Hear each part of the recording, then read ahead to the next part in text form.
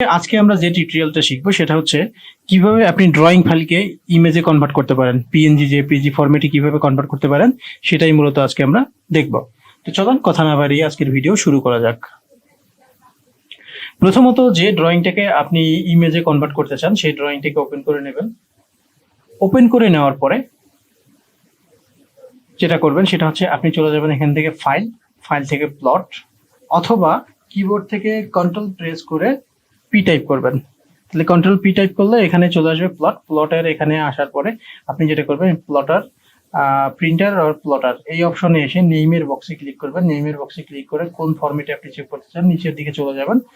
নিচের দিকে এখানে আপনি দেখতে পাবেন publish two web PNG, publish two web JPG. তো আমরা এখান থেকে পিএনজি ফরম্যাটটা নিলাম। পিএনজি ফরম্যাটটা নেওয়ার পরে হচ্ছে আপনার এখান থেকে পেপার সাইজটা চুজ করে দিতে হবে। পিএনজি ফরম্যাট নিলাম, আমি পেপার সাইজ নিলাম এটা।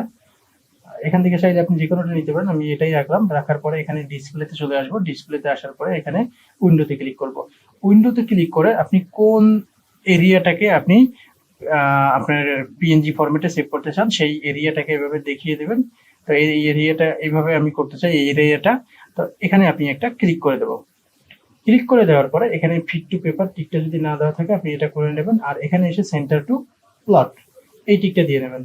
এই দুইটা টিক দেওয়ার পরে আপনি যেটা করবেন এখানে প্রিভিউতে ক্লিক করবেন। প্রিভিউতে ক্লিক করলে আপনি আপনার ইমেজটাকে ঠিক এভাবে দেখতে পাবেন। এবার আপনি এটার উপরে প্লটের উপরে ক্লিক করেন, রাইট মাউস ক্লিক করে প্লটের উপরে ক্লিক করার পরে এখানে চলে আসবে কোথায় আপনি এই ডকুমেন্টটাকে সেভ করতে চান, সেখানে এসে জাস্ট আপনি সেভ করে দিলেন। এখন আপনি যদি আপনার ডিসপ্লের মধ্যে আসেন তাহলে আপনি দেখতে পাবেন যে আপনার এই ড্রয়িংটা পিএনজি ফরম্যাটে সেভ হয়ে গেছে।